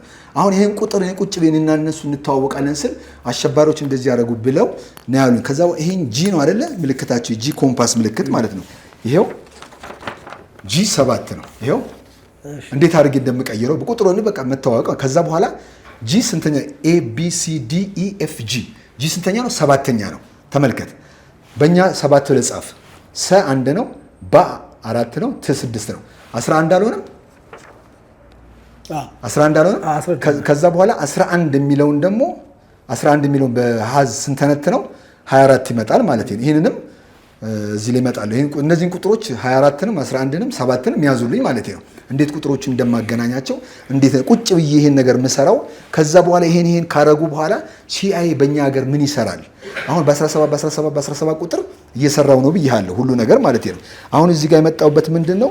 ከዚህ በኋላ ኢትዮጵያ ውስጥ መፈንቅለ መንግስት አንዳንድ ታጣቂ ኃይሎች ከተለያየ አቅጣጫ ከሰሜን፣ ከደቡብ፣ ከምስራቅ አቅጣጫ እየመጡ ማዕከላዊ መንግስትን መሞገት፣ ከማዕከላዊ መንግስት ጋር መጣላት፣ መጋጨት፣ የተለያየ ነገር ማድረግ ካሁን በኋላ መሆን የለበትም። ይሄን ነገር ለማቆም አለብን። በ17 ቁጥር ስንጨርስ ይሄን ነው የሚሰጣቸው ማለት ነው። እሱ ጋር ይወለ በጣም ሚስጥር ነው። እኛ ስክሪኑ ላይ እንለጥፈዋለን። እስቲ ትንሽ አለፍ አስረዳ። 17 ቁጥር እንዳለ እሱን በደንብ ስክሪኑ ላይ ካያችሁ በኋላ ይኸው 17 ቁጥርን ደግሞ ለወጥኩት። ቅድም ብያለሁ 17 ቁጥርን 24 ማድረግ እንችላለን። ቅድም ብያለሁ አይደለ? እንዴት ነው የሚቻለው ስትለኝ ይኸው በምን ስልጣን ነው የምትለውጠው ማለት ነው። በግዕዝ ፊደል ስትል ሰማው። ግዕዝ ፊደል ማለት ይሄ አንድ የግዕዝ ፊደል አንድ ቁጥር አንድ ይሄ በአውሮፓውያን አቆጣጠር አንድ ነው። አጻጻፉ ነው እንጂ የሚለያየው አንድ ነው፣ ሁለት ነው፣ 20 ነው። እንዴት ነው የምትለዋወጠው ብዬ ነው። ለምሳሌ አባቶቻችን ሲያስቀምጡ 7 ቁጥር በጣም ኃይለኛ የእግዚአብሔር ቁጥር ነች። ፊደሎቹ ተመልካቹ ስትቀመጥ 7 ነው። ለሌሉ ሰሱ ቃቂቆ ብለን ስትቆጥራቸው 7 ነው። እንዴት 7 ሊሆን ይችላል? ያስቀመጡልን ፊደል ማለት ነው። 7 ቁጥር የእግዚአብሔር ቁጥር ነው። ሁሉ ነገር የሚሰራበት ነው። የሚስጥር ቁጥር የሱ ቁጥር ነው። በሰባተኛው ቀን ፈጠረ። ኢያሪኮን እስራኤል ወደ ቅጥሩ እንዲገባ በ7 ቀን እንዲዞሩ አረጋቸው። ቀንደ መለከቱን እየነፉ ያለምጻሙ ሰው ኤልሳ ጋር መጥቶ ፈውስን ሲፈልግ ምን አለው? ሄደ ዮርዳኖስ ወንዝ ላይ 7 ጊዜ ብቅ ጥልቅ በል። ቁጥሩን ነብዩ ቃል አወጣ። ሄዶ ልክ ያ የታዘዘ ሰውዬ ዮርዳኖስ ወንዝ ላይ 1 2 3 4 ብሎ ብቅ ጥልቅ ሲል አንደኛ ለነብዩ መታዘዙ ህመምተኛው ማለት ሄዶ ድርጊቱን በቦታው ሲፈጽም ድርጊቱ ቃሉ እነዚህ ሲገናኙ የእግዚአብሔር መንፈስ በቁጥር መሰረት እንደሚሰራ ሁሉ ነገር መጽሐፍ ቅዱስ ከዘፍጥረት እስከ ራዕይ ብናነበው እያንዳንዱ ነገር ሁሉ ከዘፍጥረት እስከ ራዕይ ቁጥር ነው። በ7 ቁጥር ጀምሮ በ7 ቁጥር ነው የሚጨርሰው። ዮሐንስ ራዕይ የእግዚአብሔር ቁጥር 7 ቁጥር ነው ማለት እንችላለን። በሰባተኛው ቀን አረፈ ይላል መጽሐፍ። በሰባት የመለኮት የራሱ በቃ እና ብዙ ጊዜ ብዙዎችን መጽሐፍ ቅዱስ በጣም በብዛት 7 ቁጥር ነው። ጌታችን አምላካችን ኢየሱስ ክርስቶስ ለስም አጠራሩ ምስጋና ይግባውና ዮሐንስ ራዕይ አንደኛውን ገልጠን የመጀመሪያውን ቻፕተር ስንከፍተው በሰባቱ በወርቅ መቅረዞች መካከል የሚመላለስ የሰው ልጅ እንዲህ ይላል ለሰባቱ አብያተ ክርስቲያናት 7 እያለ ሁሉ ነገር በ7 ቁጥር የተዋቀረ ነው ማለት ነው። እና አሁን እንዳልኩት ቁጥሮች እንቺ 7 ቁጥር ሰይጣን ወስዶ ይህን የእግዚአብሔር የመለኮት ቁጥር ይጠቀምበታል። እንዳልኩ ለምሳሌ 7 ቁጥር በመጽሐፍ ቅዱስ ላይ ማለት ነው። G7 የሚባለው ሆን ተብሎ ነው የተወሰደው። ማለትም G7 ማለት ያው እንደሚታወቀው ዓለምን ጠቅልሎ ለመስራት ለመያዝ የተቋቋመ ዓለም አቀፍ ድርጅት ነው። G7 የሚባለው ከእግዚአብሔር ቁጥር የተወሰደ ነው። ይሄ ኢሉሚናቶች ሆን ብለው የወሰዱት ነው እያልከን ነው? እነሱ ኢሉሚናቶች ወስደው ለምሳሌ የግዕዝ ፊደል 26 ፊደሎች ናቸው። የእንግሊዝኛ ከኤስ ከዜድም 26 ነው ፊደሉ ማለት ነው። እና ሆን ተብ ጂ ለምሳሌ 7ኛ ነው ብያለሁ። ይሄ ራሱ ፊደል ተመልከቱ። እንግሊዝኛው እዚህ ላይ ኤቢሲዲ ኤ አፕል፣ ቢ ባናና፣ ሲ ካት። በፊት ይሄኛው ጠፍቶብኝ ፈልጌው ነው እንጂ ይሄኛው በፊት ጂ 7ኛ ላይ ጎት ነበር የሚለው ማለት በፊት አሁን ግሪፕስ አድርገውታል፣ እንትን ወይን አድርገውታል። በቅርብ ጊዜ ሰው እየነቃ ሲመጣ ቀየሩት። ጎት ማለት ፍየል፣ ይሄ ሐሰተኛው ክርስቶስ ባፎሜት ማለት ነው፣ ፍየሉ ማለት ነው። ስለዚህ ጂ ጋድ ነው በካፒታል ሌተርኛ ሲጻፍ ማለት ነው። ያኛው ደግሞ የኛ አምላካችን በኮድ ሰዎች በሚገባቸው በማይገባቸው መንገድ ዓለም ላይ እንደዚህ አድርገው ነው የሚሰሩት። እና ፊደሎቹና እያንዳንዶቹ ሲገናኙ ይሄ ነው ትርጉም የሚሰጠን። ግዕዝ ስትል ሰማው፣ ግዕዝን ተንተነ ሰማው። ግዕዝ ራሱ ሲጻፍ በጣም ደንግጫለሁ ስትለኝ ከየት አመጣው? እስቲ ራስህ ተናገረው በአንደበት። ግዕዝ ፊደሉ በቁጥር ስም እንዴት ነው አንተ ስትል ሰምቼ ነው። ግዕዝ አሁን የተዋቀረበት ፊደል በሶስት መዋቅር ነው የተዋቀረው ማለት ነው። የመጀመሪያው ቋንቋ ኢትዮጵያ እንግዲህ ላንድ ኦፍ ኦሪጂን ነች። በሳይንስም የመጀመሪያ ሰው ፍጥረት የተገኘ ሳይንስም ያምናል። በመጽሐፍ ቅዱስ ደግሞ የመጀመሪያው ጊዮን ወንዝ ወይም ገነት ያለችው ኢትዮጵያ ነች። እቺ ሀገር ላይ የሆነ ሚስጥር ስላለ ግዕዝን የተለያየ በዩኒቨርሲቲ ደረጃ ብዙ ያጠኑታል። ለምሳሌ ግዕዝ አንድ ቋንቋ ነው ብያለሁ። አሁን ስመጣ 2018 ነው ብያለሁ። ከአንተ ጋር ስንገናኝ መንገድ ላይ አግኝቼ ሰላም ብዬ ሚዲያህን አያለው እና እንድታቀርብ እፈልግሃለሁ ብዬ ነበረ። ስንገናኝ የተገናኘንበት ዓመተ ምህረት አሁን የተቀረጸበትም 2018 ነው እና በፈጣሪ እኔ እንደዚህ በዚህ ስለማላምን የኔን አታገናኘው እንዴ የራስ ሳሪ እኔ ማምነው በአንድ ፈጣሪ ነው። ቁጥር በማገናኘት በማጋጨት ስለማለቅ እኔ እናንተ ድንገት ነው እንደተገናኘን ነው ማምነው። እኔ ኮንትሮል የሚያደርገኝ አይደለም። እኔ በግሌ ነገር ኮንትሮል የሚያደርገኝ ምጸልየው የክርስቶስ መንፈስ ነው እንጂ የኢሉሚናቲም የማላቀው መንፈስ ቁጥር አገናኝቼ አላውቅም። አሁን ባስካል ካልከኝ ባገኘሁት ቁጥር ነው የሚሄደው። ኳስ ስጫወት አሁን ቦርጫም ከመሆኔ በፊት ያገኘሁትን ቁጥር ለብሼ ነው የምጫወተው። ግዕዝን እያንዳንዱን ቁጥር አላገናኝም። አንተ ግዕዝን እያወራን ነው። ግዕዝን ግን በሚያስደንቅ ሁኔታ ያልከኝ ነገር አለ፣ እሱን አብራራው። ለምሳሌ እዚህ ጋር አሁን ታሳዩታል ግዕዝ። ይሄም ሌላ ጊዜ ለራሱን የቻለ በሚቀጥለው አቀርብላችሁ፣ ግን አጭር ለማድረግ ማለት ነው። ግዕዝ ብለን ስንጽፍ በ3 ፊደል ነው የተዋቀረው። ግ 6ኛ ነው፣ ዝም 6ኛ ነው፣ ድም 6 ነው። አየህ ስንደምራቸው 18 ነው። ከዓመተ ምሕረቱ ጋር ይገናኛል ማለት ነው። ከዛ በኋላ ግዕዝ ብለን ስንጽፍ 18 ይሆናል። ከዛ በኋላ ዝቅ ብለን ደግሞ እንየው። ለምሳሌ ይሄኛውም ማለት ነው። ለምሳሌ ኒኮላ ቴስላ ማለት ነው። በጣም አሳጥሬ እና ምን ይላል 3 6 9ን የዚህን ሚስጥር ካወቅን ይልና በኮድ ይነግረናል ማለት ነው። 3 6 9ን ስንደምረው 18 ነው የሚሆነው ማለት ነው። ስለዚህ መጽሐፍ ቅዱስ ደግሞ የሰው ቁጥር ራዕይ 13 ላይ 666 ነው ይላል 66። ስለዚህ አሁን የሚያመለክተን ምንድነው? በጣም ረጅም ነው። ይሄን ለመተንተን አብራራ እና 3 6 9 እና እያንዳንዱ ነገር እነሱ ግዕዝ ጀምስ ብሩስ መጥቶ ነበረ። ከመጣ በኋላ ይሄ በጊዜ የተጻፉትን የተለያየ ነገር ስለ አስትሮኖሚ ስለተለያየ ነገር ቀደምት አባቶቻችን ብዙ ነገር ጽፈዋል ማለት ነው። ስለዚህ ሁሉ ነገር መረጃው ሚስጥሩ ያለው ግዕዝ ላይ ነው ያለው። ይሄን ቁጥሩን ፊደሉን አሁን እኮ ሳገናኝ እኮ ፊደሉና ቁጥሩ ወደ ቦታ ይዞኝ ነው የሚሄደው። አንደኛ ከመለኮት ጋር ቀጥታ ስራውን ያደረገውን ነገር በሙሉ ወደዛ አቅጣጫ ያመለክተኛል። ሰይጣን የሚሰራውን ነገር በሙሉ ኮሮጆ የሚያደርጋቸውን ነገር በሙሉ ያመለክተናል ማለት ነው። ስለዚህ ዋናው ግዕዝ ነው እና እዚህ ጋር ላብራራው። ለምሳሌ የአባታችን ሄኖክ ብለን ስንጽፍ 18 ይሆናል። ለምሳሌ ቅድስት ድንግል ማርያም፣ አረጋዊ ዮሴፍ ልክ ህልም አይተው ኢየሱስ ክርስቶስ ሲወለድ ሊገለው ፈለገ ሄሮድስ ማለት ነው። ከዛ በኋላ ዮሴፍ ብለን ስንጽፍ 18 ነው የሚመጣው። እዚህ ላይ ተጽፎላቸዋል። ከዛ በህልሙ መልአኩ መጣና ቅዱስ ገብርኤል በህልሙ መጣና ሄሮድስ ሊገለው ይፈልጋል ልጁን። ስለዚህ ልጁንና እናቱን ይዘ ሽሽ አለ። ወዴት? ወደ ግብፅ ብለን ስንጽፍ ራሱ ግብፅ 18 ነው የሚሆነው ማለት ነው። እንደዚህ ህልሙን ግብፁን ያለውን ነገር በሙሉ ስማቸው የመጀመሪያው ዮሴፍም በብሉይ ኪዳን የነበረው እዚህ ጋር ተጽፏል ማለት ነው። እሱም 18 ይሆናል። ሁሉ ነገር በሙሉ በ18 ይዋቀራል እና ፊደሎቹ ስንጽፋቸው ስናገናኛቸው ወደሆነ አቅጣጫ ይዘው ሄዱና ያለውን ነገር በሙሉ ይነግሩናል ማለት ነው። እንደዚህ ነው። በጣም ብዙ ሰፊ ስለሆነ ጊዜ ላለመቃጠል ይሄኛው ያብራራቸው ነው። ወደ መጨረሻው ላይ ማሰሪያው ላይ እንሄዳለን። እዚህ ጋር እንድን የተናገርካቸው ሀሳቦች አሉ። ለምሳሌ የሃይማኖት፣ ፖለቲካ፣ ሙዚቃ፣ ሃይማኖትን፣ መስጂድን፣ መስቀል አደባባይን፣ የወንጌል አማኞችን የሚል ከቁጥር ጋር አገናኝተህ ያመጣቸው ተአምራቶች አሉና ይህ ምን አገናኛቸው ብዬ ነው። አሁን ምልክቱ መሬት ላይ ለምሳሌ ሙስሊሞችን እምነታቸውን እናከብራለን። ኢትዮጵያውያን ናቸው። በኢትዮጵያዊነታቸው ደረታቸውን ነፍተው ሁሉም በሰላም ሁሉም በየቤተ እምነቱ ኢትዮጵያዊ የሆነ ሁሉ በሰላም መኖር ይችላል። ማንም መሰደብ ሙስሊሞች መሰደብ የለባቸውም። ኦርቶዶክሳውያን መሰደብ የለባቸውም። ፕሮቴስታንቶች ማንኛውም ቤተ እምነት በስልጣን ላይ ያሉ አብይ አህመድ አሊ፣ አዳነች አበቤ፣ ሌሎችም አመራሮች በጠቅላላ መሰደብ የለባቸውም። ብሔራቸውን ትኩረት ያደረገ እምነታቸውን ትኩረት ያደረገ በሀገር ውስጥ በውጭ የሚሳደቡ ሰዎች አሉ ማለት ነው። ስህተት ሊሰሩ ይችላሉ። የተለያየ ነገር እየሰሩ ሲሰሩ አሁን ምንድነው ዋናው የኔ የመጣውበት ዓላማ ምንድነው? ይህን ቁጥሩን ፊደሉን ካገናኘው በኋላ ይሄ ስድቦችን ለምሳሌ ቅድም በ18 ነገር ያለው ማለት ነው። መልአኩ ቅዱስ ሚካኤል ይሁዳ መልእክት ላይ ማለት ነው ከሙሴ ጋር በተገናኙ ጊዜ ማለት ነው። መልአኩ ቅዱስ ሚካኤል ከሙሴ ጋር በተገናኘ በሙሴ አስከሬን እግዚአብሔር እንዳይመለክ እንዲወገድ እንዲሰወር ፈለጋ ማለት ነው። ስለዚህ ቅዱስ ሚካኤል ከሳጥናኤል ጋር በተገናኘና በተነጋገረ ጊዜ ስለ ሙሴ አስከሬን ማለት ነው ይሁዳ መልእክት ላይ ነገር ራእይ ልንገባ ስንል ማለት ነው። ስለዚህ የስድብን ቃል አልተናገረም። ሚካኤል ብለን ስንጽፍ 18 ነው የሚሆነው። እንዳሁን በነገርኳችሁ እዚህ ያስቀምጡላችኋል። ስድብ ብለን ስንጽፍ ስ6 ነው፣ ብም 6 ነው፣ ብም 6 ስድብ እንዳለ በሳደስ 18 ይሆናል ማለት ነው። በተለያየ መንገድ የምትሳደቡ ሰዎች ኦርቶዶክስ ተሳደቡልኝ አላለችም። የካቶሊክ ቤተክርስቲያን ተሳደቡልኝ አላለም።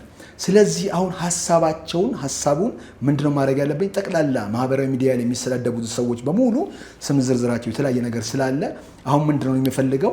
ይሄን ሁሉ ሰርቻለሁ። የሚሳደቡ ይታወቃሉ። የሚሳደቡ ሰዎች ሊስት አላቸው።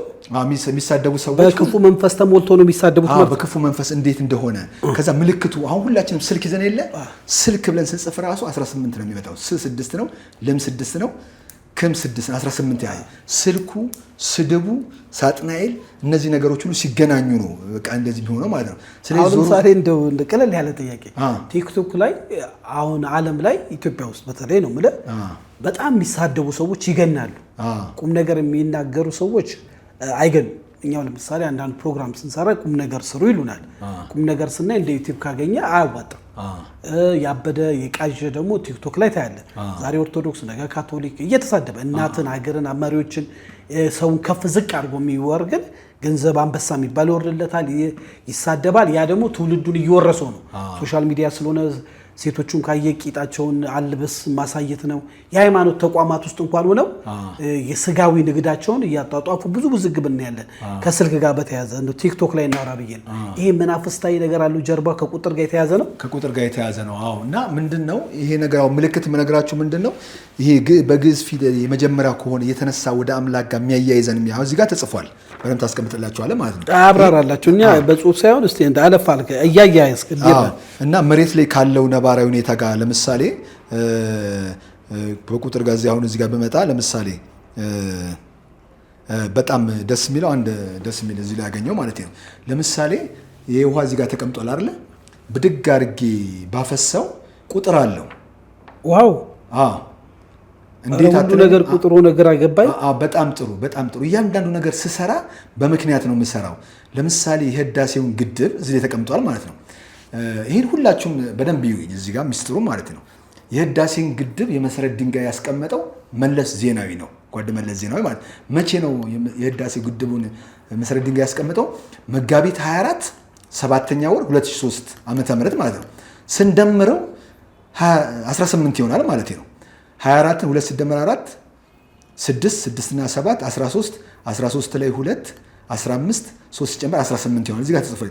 ከዛ በኋላ ውሃው ይፈሳል። ከኢትዮጵያ ተነስቶ መነሻ ብለን ስንጽፍ ምንጭ ብለን ስንጽፍ 18 ነው። ሳድስ ስለሆነ ማለት ነው። ከዛ በኋላ ውሃው ይፈሳል። እዚህ ጋር ስለ እኔ እኮ አስማት አላሳይም እዚህ ጋር ማለት ነው። በትክክል ፊደሉና ቁጥሩ መሬት ላይ ካለው ጂኦግራፊ አቀማመጥ ጋር ይሄዳል ማለት። ለምሳሌ ውሃው ይፈስና ከኢትዮጵያ ምንጭ ተነስቶ መጀመሪያ የሚፈሰው ወደ ሱዳን ነው። ሱዳን ብለን ስንጽፍ ይኸው እዚህ ጋር ሱዳን ብለን ወደ ሱዳን ዋና ከተማ ካርቱም ብለን ስንጽፍ ከ4 ነው፣ ር 6 ነው፣ ቱ 2 ነው፣ ም 6 ነው፣ 18 ነው። ቀጥሎ የሚፈሰው ካይሮ ግብጽ ነው። ግብጽም 18 ነው ማለት ነው። ስለዚህ የመሰረት ድንጋይ ሲያስቀምጡ ቀኑ፣ ወሩ፣ ዓመተ ምህረቱ ስንደምረው 18 ሆነ። ከዛ መነሻው ምንጩ ኢትዮጵያ ነው 18 ሆነ እዚህ ጋር ተጽፏል። ከዛ በኋላ ቀጥሎ የሚሄዱት ውሃው ራሱ ሲፈስ ጂኦግራፊ አቀማመጡን ሁሉ ሰብስበን ስንጠይቀው በቁጥርና በፊደል ስርዓት ባለው መንገድ ወደ አንድ ቁጥር እዛ አስቀምጦልን ሚስጥር ይሰጠናል። ስለዚህ በዚህ መሰረት ስንሄድ ሁሉን ዓለም የሚደረጉትን ነገሮች በሙሉ ማወቅ ይቻላል። ለምሳሌ ማወቅ ይቻላል ማለት እንዴት ነው? አልገባኝም። ነቢያቶች ትንቢት ይናገራሉ። በዚህ ዘመን እንዲሆናሉ፣ በዚህ ዘመን እንዲሆናል፣ ያለፈውንም የሚናገሩ አሉ። ማወቅ ይቻላል ስትል ሰማው። አሁን አንተ ነገ የሚሆነውን ነገር ታውቃለህ? ከነገ ወዲያ የሚሆነውን በቁጥር ስሌት አዎ፣ ያንን ነገር እኮ ለማስተካከልና ትክክል ለማድረግ ነው። አሁን ማስተካከሉን እንተውና ታውቃለህ ወይ? አሁን ለምሳሌ እኔ እናንተ ክረምት ወቅት ነው፣ ኢትዮጵያ በጭንቅ ውስጥ ነው ያለ ነው። አሁን እኔ እናንተ በምናወራበት ሰዓት ሀገራዊ ምክክር ኮሚሽን የመጀመሪያው የሚባለውን ውይይት በሚያደርጉበት ሰዓት ነው። ሰው ብዙ ተስፋ ያለ ሀገሩ ብዙ ነገር ይጠብቃል። እንደው በቁጥር ስሌት መከራችንና ጣራችን የሚቆመው መችኛው ዘመን ላይ ነው? በጣም ጥሩ። ወይ አበቅቷል ወይ ይቀረናል? እስቲ የቁጥር ስሌት በጣም ጥሩ። አሁን አንደበት ላይ ሀገራዊ ምክክር መድረክ ስትል መጣ፣ አንደበት ላይ መጣ። አሁን ቀኑ ስንት ነው ዛሬ? ቀኑ ዛሬ 8 ነው አይደለ? ቀኑ 8 ነው። አሁን እችኛውን ይኸውልህ፣ አሁን ምንድነው የፈለኩት ወደፊት የሚሆነውን ነገር እኔ እንደ ግለሰብ፣ አንዳንድ ሰዎች ምን ይሉኛል፣ ይህን ቁጥር ሳሰላ ሰፈርም አካባቢ የተለያዩ ሰዎች በግልም ማለት ነው። አሁን ሰዎች እያንዳንዳችን በቁስ ተመስርተናል ማለት ነው። ለምሳሌ አንዳንድ ሰዎች መጥተው ስለ ግል አንዳንድ ነገር ይጠይቁኛል። እኔ ስለ ግል ስለ ራሴ ማላቅም ማለት ነው፣ ፍጡር ስለሆንኩ ማለት ነው። ምንድነው ምን አልከኝ? ስለ ራሴ አላቅም ቁጥር እናንተ አይደለም። እኔ ስለ ራሴ አላቅም ስለ ራሴ ቀጣይ ያለውን ነገር ማለት ፍጡር ስለሆንኩኝ እኔ ይሄ እንጂ የራሴን ነገር ሰው ነው እንጂ ቁጥር እኮ አይደለም። ፍጡር ስለሆንኩኝ እንደማንኛውም ግለሰብ ምንም አቀው ሚስጥሩ ሲሰጠኝ ግን እግዚአብሔር እኔ አንዳንድ ሰዎች ይጠይቁኛል ስለመተው አሁን በምናየው በተለያየ ቤተ እምነት ውስጥ ተደብቀው ያሉ ሰዎች ማንነስነ እና የግለሰብ ስለ መኪና ስለ ቤት፣ ስለ ጫማ፣ ስለ ልብስ ሀብታም ስለመሆን ስለመሳካት ስኬታማ ስለመሆን ስኬት በሚል ነው ገባ ግለሰቡ እንዲበለጽግ ነው ብዙ የሚፈልገው እና ትንቢት ወይም የሆነ ንግርት እንዲነገርላቸውና እኔ እንዴት ነው ማድገው እንዴት ባቋረጥ እንዴት ነው ምንድነው ማገኘው ብለው እና የሚሰሩት ስራ አንዳንድ ሰዎች አሉ ማለት ነው። አሁን የኔ ዓላማም ሰዎች ይሄን ነገር ለምን አትሰራም አንዳንዴ ጫማ የተረገዙ ሲያል ተንሻፉ የሆነ ልጅ አይቶኝ እንዲያውም ይሄን ቁጥር ትሰራ ታገላብጣል ምን አመጣለ እንኳን ጫማህንም አልቀየርክም ጫማ እንዴት ተረገዙ አስተካክ ሻፍት ይላል አትክልት ተራ እንደ እርጥብ ድንች እንደጫነ ተንሻፋል ምናምን ብሎ ተረበኝ ማለት ነው። እና አይ በፖዚቲቭ ካየው ይሄ ትልቅ ዕውቀት ነው። ይሄውን ይሄንን በሌላው ዓለም ቢሆን አንተን ይወስዱና ብዙ ነገር ያስወጣዋል ብዬ አስባለሁ። እኛ አሁን እንደ ሚዲያ ለህዝቡ ማለትም ቢያውቀው ብለን ወይንም ያንተን ሐሳብ ለመሸጥ እንደሱ እንድትረዳው ነው። እና ብዙ ሚስጥራቶችን ገልጻለሁ ትላለህ። ቅድም ደግሞ ተናገረ ውስጥ ቅር ያለ ነገር አለ። እኛና እነሱ ያልካቸው እኛና እነሱ ማን ናቸው እናወራለን ያልከው በምናዊ ሚስጥራዊ ነገር ነው የምታደርገው። ቅድም እኔ ኦርቶዶክስ እምነት ተከታይ ነኝ ብለሃል። የኦርቶዶክስ እምነት ተከታይ ከሆንክ የኦርቶዶክስ ሃይማኖት የራሱ ስርዓት አለው፣ አካሄድ አለው። እነሱ እንደምትከተላለህ ወይ ደግሞ በተመስጦ ሆነ ነው ይሄን የምታወራው ይሄን ቁጥር የምታገኘው እንጂ በሆነ ኃይል ይኖርሃል ብዬ አስባለሁ። ያ ኃይል ምንድነው ለማለት ነው? እንደማንኛውም ስርዓት ባለው መንገድ በቤተ ሕግና በቤተክርስቲያን ሕግ ስርዓት ሁሉ ተዳደራለሁ አምናለሁ እቀበላለሁ ያለውን ነገር ማለት ነው። አፈንጋጭ ሆኜ መውጣትም አልፈልግም አልሆነም ያ ባለው ነገር ነው። ስመጣም ደግሞ ቤተክርስቲያኗ ባስቀመጠችልኝ ቁጥርና ፊደል ነው አዋቅሬ ማለት ነው የመጣሁት ማለት ነው። ይሄ ዕውቀት ግን አባቶች ጋር አለ። ይሄ የሃይማኖት አባቶች የራሱ አውርተህ ታውቃለህ ከሃይማኖት አባቶች ጋር መቼም ትልቅ ዕውቀት ስለሆነ በገዳም ያሉት የሃይማኖት ሊቃውንቶች ያሉበት ቤተክርስቲያን ነው። ቀርባ አውርታቸው የሰጡ ነገር አለ። አሁን እነ ሮዳስ በቁጥር በተለያየ ነገር የሚያስቀምጡት የሚሰሩት ስራ አለ። ከነሱ ጋር የተወሰነ ጊዜ አውርቻለሁ አንዳንድ ነገር ማለት ነው። የነሱ አቀማመር የተለየ ነው ማለት ነው። የኔ ቁጥሮችና ፊደሎችን ማገናኘት ነው የኔ ከዘመናዊ ዓለም ከወደ ኋላ ሄደው በቃ አሁን ይሄ አዲስ ነው የኔ አሁን ሰው እንዲቀበል ግራም የገባውም እኮ ምንድነው አዲስ ነገር ስለሆነ እኔ ሁሉንም ያማከለ ስለሆነ ቁጭትም ስላለብኝ ነው። አባቶች ይሄን ሰርተው አክሱምን ላሊበላን ፊደልን ቁጥርን ስርዓትን ሕግን ወግን ሁሉን አስተካክለው ካስቀመጡልኝ እኔ በዚህ ዘመን ደግሞ እየበላው የጠጣው ያንን መድገም ሳይሆን በተለየ ዲጂታል ዓለም የሚጠቅምና ስርዓት ባለው መንገድ ሰርቼ በዚህ መንገድ ራሴ በጣም ጥሩ ምን ለመስራት ነው እቅድ ወይ ሰው እንዲረዳ እኔ ይሄንን ልሰራ ነው መፈልገው ብለህ እስቲ ግልጽ አድርግልን። በቃ የመጣሁበትም ዓላማ ምንድነው ይሄን ልሰራ ነው። ለምሳሌ ካሁን በኋላ ማለት ነው የተለያየ ታጣቂ ኃይሎች በተለያየ በዙሪያችን አሉ የታጠቁ ሁሉም እየታጠቀ ሁሉም ይደነፋል ሁሉም የተለያየ ስም መጥራት አልፈልግም ማለት ነው። እና በዙሪያችን አሉ ሁሉም የመጡ በተለያየ ጊዜ አሁን አስተዋልኩ ማለት ታሪክ ምንድነው እቺ ሀገር የእግዚአብሔር ሀገር ነች ይባላል። ጦርነቱ ረሃቡ ችግሩ ቸነፈሩ ሙስሊሙም ይጸልያል ፕሮቴስታንቱም ይጸልያል አባቶች በተለያየ ቦታ ይጸልያሉ። መንፈሳዊ ሆነ የትሩፋታችን ይሄ ነው ወይ ምንድነው ችግሩ ብዬ ጠይቃለሁ እኔ ማለት ነው። ምንድነው የተካሄደ ያለው ሁሉም ይጸልያል እኮ ከዚህ መሃል እንደው 100 ሰው 200 ሰው የለም እኔ ኃጢአተኛ እኔ በደለኛ በሆነም የሉም ወይ ምንድነው ብዬ ስጠይቅ ለምንድነው ገነት ከሆነች ሁሉ አሁን የኑሮ ውድነት የቤት ኪራይ ብዙ የሚያሳስበኝ ነገር አለ ማለት እያንዳንዳችን ገብቷል። ልብስ ለብሰን ስለሄድን ደልቶን አይደለም ያለ ነው ማለት ብዙ ነገር ተጨንቀናል። እሱን እውነት ብላ እና ራሳችንን አናታለን ራሱ ማለት ነው። ባገኘሁትም በታክሲም በባስም በገበረም እያልኩ መካከለኛ ኑሮ ነው የምኖረው ያለችን ነገር እሰራለሁ የቤት ኪራይ እና ከእጅ ወዳፍ የሆነ ኑሮ ነው ሁላችንም እየኖርን ያለ ነው። የተስተካከለ እንትን ያለ ነገር የለም። ግን ምድሪቱ ለምለም ሆና ገነቱ ሆና ሁሉ ነገር ኖራት ምንድነው ችግሩ ብዬ ስጠይቅ ከዛ በኋላ ይሄ ነገር በአእምሮም ስጦታዬም እንዲመጣና ለምሳሌ ሳይንቲስት ይሁን መፍትሄ አይደል ይዞ የሚመጣው ልክ እንደ ሳይንቲስት ይሄን መፍትሄ ይዤ እመጣለሁ። በ17 ቁጥር እንዲ ደርግ እንደዚህ ሆኖ እንደዚህ ሆነ ባለስልጣኖቹ እንደዚህ ሆኑ ወያኔ እንደዚህ ሆነ 17 ዓመት ተዋግቶ እንደዚህ ገባ ከዛ እንደዚህ ሆነ ከዛ እያለን ታጣቂ ኃይሎች የተለያየ ነገር ሁሉ ምንድነው ንጉሶች ሲነክሱ ከአፄ ቴዎድሮስ ልክ ስልጣን ላይ ሲሆን ጦርነት ይነሳባቸዋል። አፄ ቴዎድሮስ ማለት ነው። ከዛ በኋላ አፄ ሚኒሊክ ልክ ሲነሱ ስልጣን ጦርነት ይነሳባቸዋል። ኃይለ ሥላሴ ልክ ስልጣን ይዘው ሲነቁ ጦርነት ይነሳባቸዋል። መንግስቱ ኃይለ ማርያም ስልጣን ላይ ሲይዝ ሻዕቢያ ወያኔ ጦርነት ይነሳባቸዋል። ከዛ በኋላ አብይ አህመድ ለውጥ ሲመጣ ጥቅምት 24 ጦርነት ይነሳበታል። ከዛ በኋላ ደግሞ ፋኖ የሚባል ኃይል ይዝደራጅ ሸኔ የሚባል ኃይል የተለያየ አደረጃጀት ኖሯቸው ሁሉም ትግራይ ውስጥ ሁሉም ትጥቁን ለመዋጋት ይዘጋጃል። ምንድነው ይሄ ችግሩ ማህበራዊ ሚዲያ ላይ ሁሉም ሰው አባቶች አሉ። ምንድነው ሚስጥሩ ያልገባን ነገር እንዴ? ምን እየተካሄደ ነው ያለው? ሰዎች በየጊዜው በየአመቱ ይሞታሉ፣ ይገደላሉ። እንዲሁ በአመት ማመት እያወራን እንቀጥላለን ወይ? ይሄ ነገር ማብቂያ የለውም ወይ? ምንድነው እየተሰራ ያለው ስራ እንዴ? ይሄ ነገር ምንድነው ሚስጥሩ? ግራ ገባኝ። ዝም ብለን እንቀመጥ ወይ? ስለዚህ ይሄ ቁጭት ውስጥ ይንተከተካል። አሁን ብዙ ያሳያቸዋል። መጽሐፍቶች አነባለሁ፣ አገላበጣለሁ፣ ሰዎች ይጠይቃሉ። መጽሐፍቶች ብዙ ይዛል፣ ብዙ መጽሐፍት ይዣለሁ እና ይሄን ለምሳሌ የአሌክስ አብርሃም ነው ማለት ነው። እና ልክ አንብቤ ብዙ ነገር ውስጡ አለው ማለት ነው። ልክ አሁን እዚህ ጋር ይነግረኛል ራሱ ዝም ብሎ መጽሐፉ ነው ለሃይላይቱ ማለት ነው።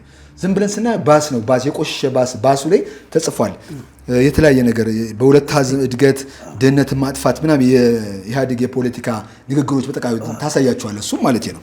እና ደግሞ ይሄ ፕሮቴስታንት ቤተ እምነት ነው ቃላ በሚባል ሰው ቤተክርስቲያን ከፖለቲካ ውጭ ነው። እና እዚህ ጋር የሃይማኖት አባትም አንድ በፕሮቴስታንት ቤተ እምነት መወዳቸውና ማከብራቸው ቄስ ቶሎሳ ጉዲና የሚባሉ በደርግ ጊዜ እንደተገደሉ ማለት ነው። እሱን ያነሳል ማለት ነው። እሱ መጽሐፍ ጋር ምን አገናኘው? ማለትም ስለማቀው ቤተክርስቲያን ከሃይማኖት ውጭ ነች በሚል ብዙ ነገር አለው። ሁላችን ናትን ወይ አይደለችም? እሺ ቀጥታ እና ምንድነው አሁን ችግራችን? ሁላችን ምንድነው ኦርቶዶክሳውያን አንዳንድ ሰዎች ኦርቶዶክስና ስለ መንፈሳዊ ነገር ብቻ ሲሆን ፖለቲካም ሁሉ ነገር ይነካናል። ሁሉ ነገር ውስጥ መሳት ፖለቲካ ኮረንቲ ነው ብዬ እዚህ ጋር ሰርቼዋለሁ። እዛ ላይ በደንብ ይዩት እንትኑ ላይ ማለት ነው። እና ሁሉ ነገር ላይ ገብተን አስተዋጽኦ ማድረግ አለብን። መሳደብ ሳይሆን አሁን የመጣሁበት ዓላማ ምንድነው? ብልጽግና ፓርቲ ውስጥ መግባትም አልፈልግም። የተለያየ አንጃዎች ውስጥ መግባት አልፈልግም። ግን ሀሳብ አለኝ። ሀሳባውን ሲጠቀለል የፖለቲካ ሀሳቤ ይዤ ነው የመጣሁት ነው የምትለው። ለሀገር ሰላም የሚያመጣ ለሀገር ሰላም የሚያመጣ ለሁሉም ለቤተ እምነቱ ቁጥሮችን ዲጂታል አገናኝቼ አዲስ ቀመር ይዤ መጣሁ።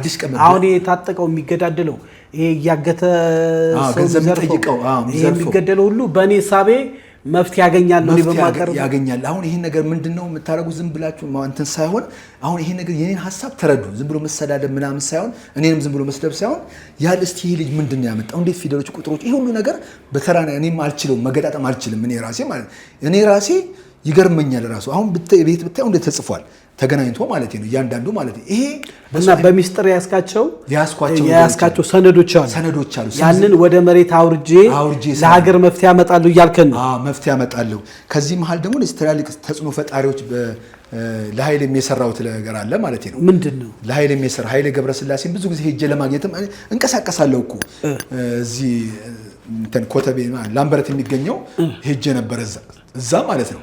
እና ኃይሌ እንዲያገናኙ ፈልጌ ነበር። ለምን ፈለግከው ማለት ነው? አንዳንድ ነገር ልነግረውና እስቲ ግልጽ ያው ድንገት ሊሰማው ስለሚችል ኃይሌ ደግሞ ለምን ፈለግከው? አሁን እንግዲህ እንደምታየኝ ግለሰብ ነኝ። ኃይሌ ገብረስላሴ በፊት የሆነ ሀሳብ ነበረ ውስጥ ማለት ነው። ይሄው እዚህ ጋር መጽሔቶችን፣ ጋዜጦችን በሙሉ አነባለሁ። ፍትህ ጋዜጣ፣ የሀበሻ ወግ፣ ጊዮን፣ የተለያየ ነገር ፖለቲካ መረምራለሁ፣ አነባለሁ፣ እፈትናለሁ፣ ከሰዎች ጋር ጠይቃለሁ።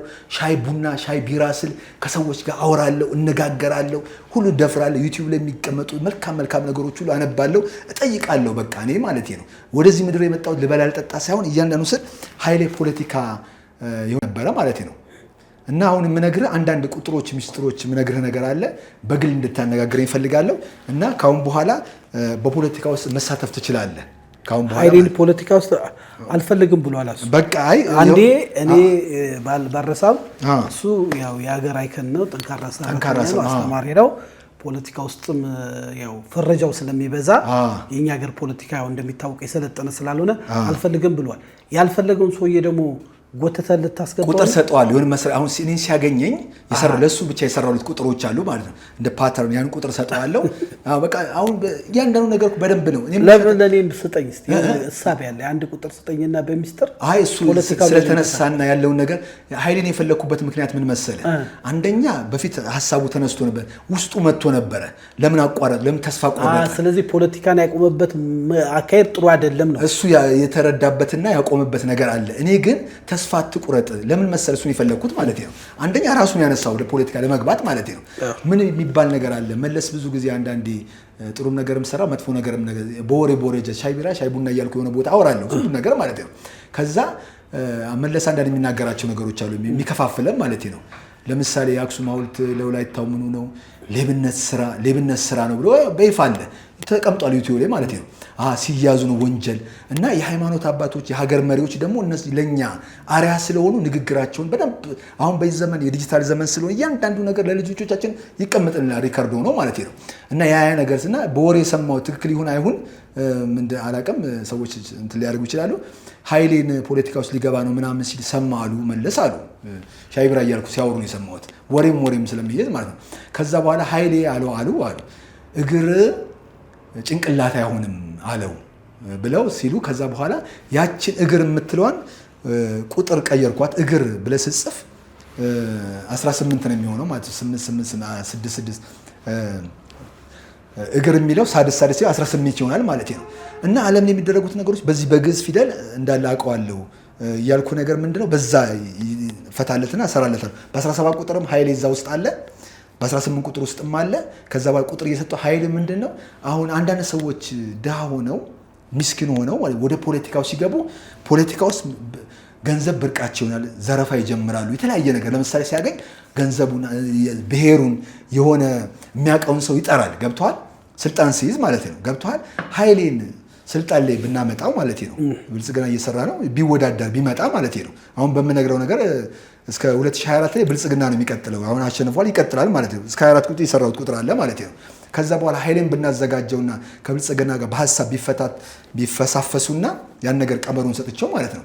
ከዛ በኋላ ቢወዳደሩና ኃይሌ ወደ ፖለቲካው ቢገባ መኪና ባጭሩ ቃል ኃይሌ ለፖለቲካ ውስጥ ቢወዳደር የሚወዳደርበት ቀመር እጅግ አለ አግኘኝ እያለው ነው። አግኘኝና እሱ ቢወዳደር ፖለቲካ ውስጥ ቢገባ አይሰርቅም። አንዳንድ ሰዎች ስለሚሰርቁ ማለት አንዳንድ ሰዎች አልፎ ሁሉም ሳይሆን አንዳንድ ሰዎች ዘመዳቸውን ብሔራቸው ምናምን በዛ ባገኙት አጋጣሚ ለመጥቀም ይፈልጋሉ። ኃይሌ የማስተዳደር ጥበብ በትንሹም ስላለው ያንን ያሳድገዋል።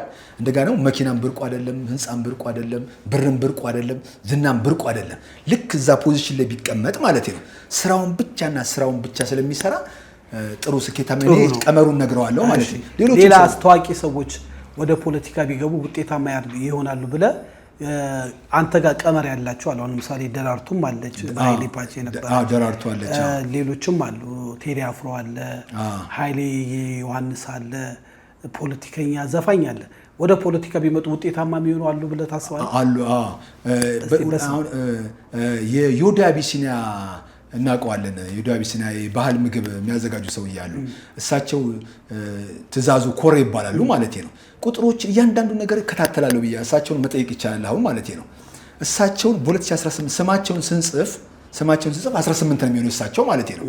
እሳቸው ስለ ፖለቲካው ስለ አንዳንድ ነገር ሲያወሩ መዓዛ ብሩ ጠይቀ በዚህ 2018 በዚህ ዓመት ማለት ነው ሸገር እንትን ላይ ገብቶ ማየት ይችላል።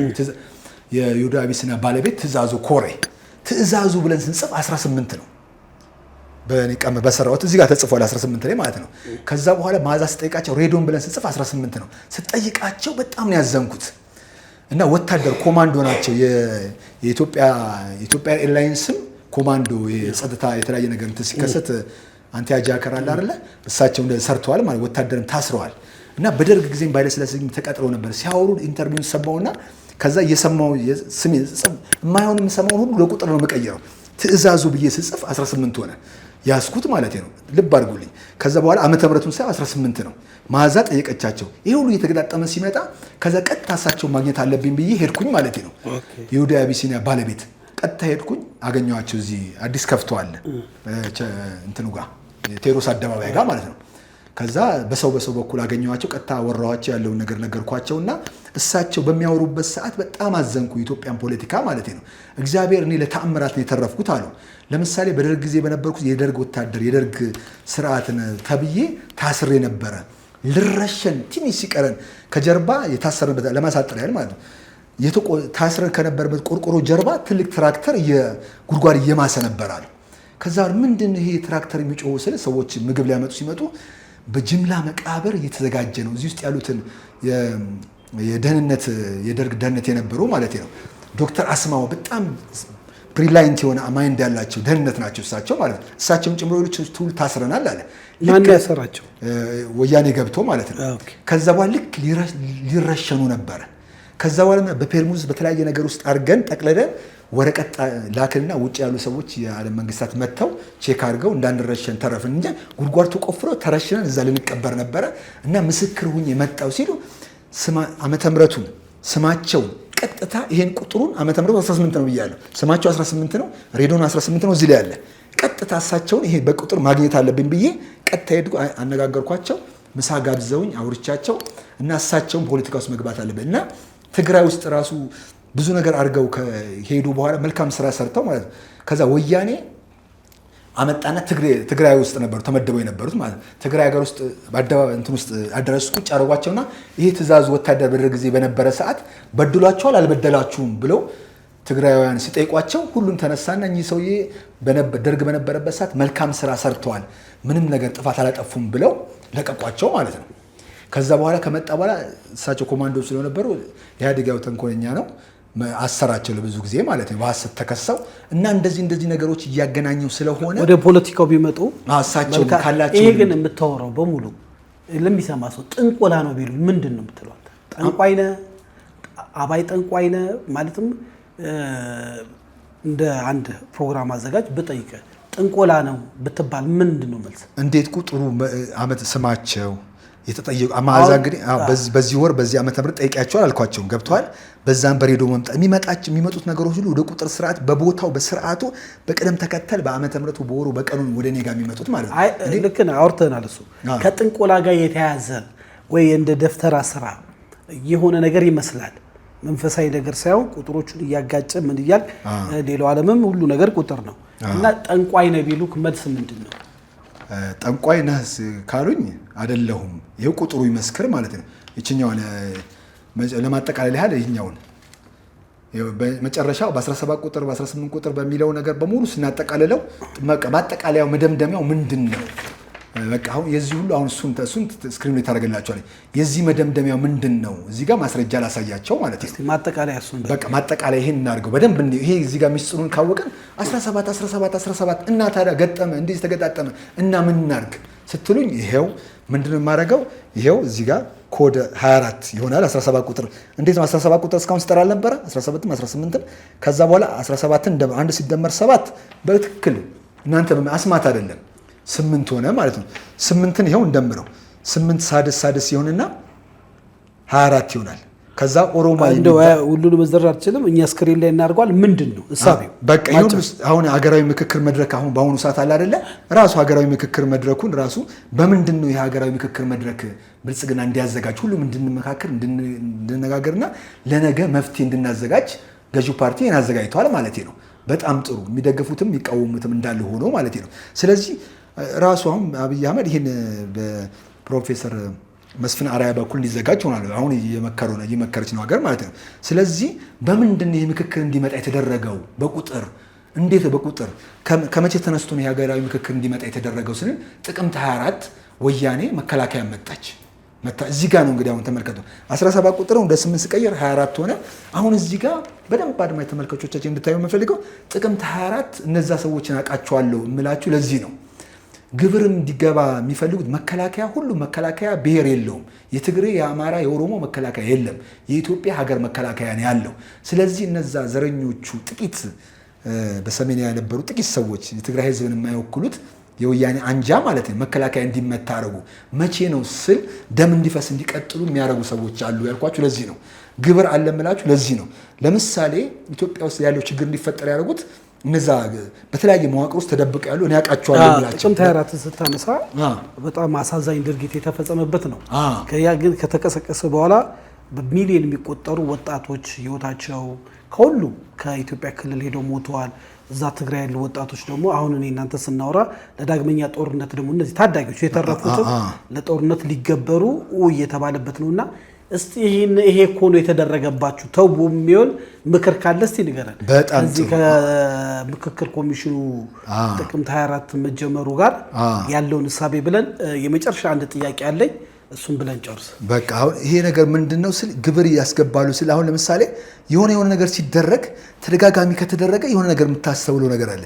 ለምሳሌ ሰኔ ላይ ግብር እነዛ በተለያየ መዋቅር ውስጥ ተደብቀው ያሉ ሰዎች አሉ ብያለሁ። ጥቂት ሰዎች ሲአይኤ ለተለያየ አጀንዳ ያዘጋጃቸው በኢትዮጵያ ኦርቶዶክስ ቤተክርስቲያን ቤተ እምነት ውስጥ የተደበቁ ሰዎች አሉ፣ ጥቂት ሰዎች በፕሮቴስታንት ቤተ እምነት ውስጥ፣ በሙስሊም ቤተ እምነት ውስጥ፣ በብልጽግና መዋቅር ውስጥ ጥቂት ማለት ነው፣ በሸኔ በፋኖ በተለያየ አደረጃጀት ውስጥ የሆነ ዓላማቸው እነዚህ ሰዎች ይተዋወቃሉ ማለት ሲአይኤ አሰርጓ ገብቷቸው ይተዋወቃሉ።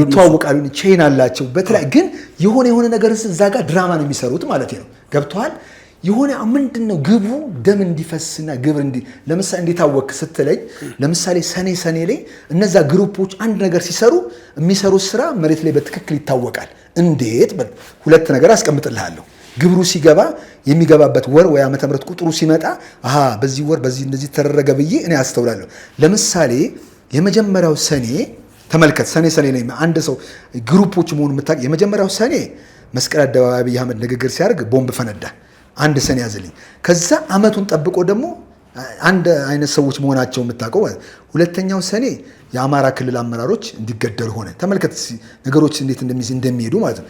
ሶስተኛው ሰኔ ሀጫሉ እንዲገደል ሆነ ማለት ነው። አየህ እነዚህ ሶስት።